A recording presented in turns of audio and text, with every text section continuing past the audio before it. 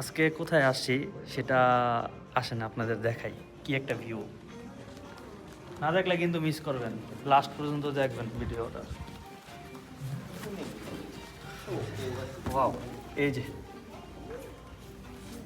এটা ইয়োকোহামার সেই best view.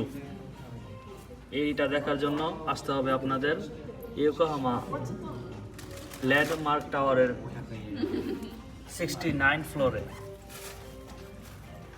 いいところで止まったんだいいところだよ আর এখানে উঠতে হইলে আপনাদের এক এক জন প্রতি 1000 ইয়েন করে গুনতে হবে। তো এটা হচ্ছে জাপানের ইয়োকোহামা ল্যান্ডমার্ক টাওয়ারের স্কাই গার্ডেন।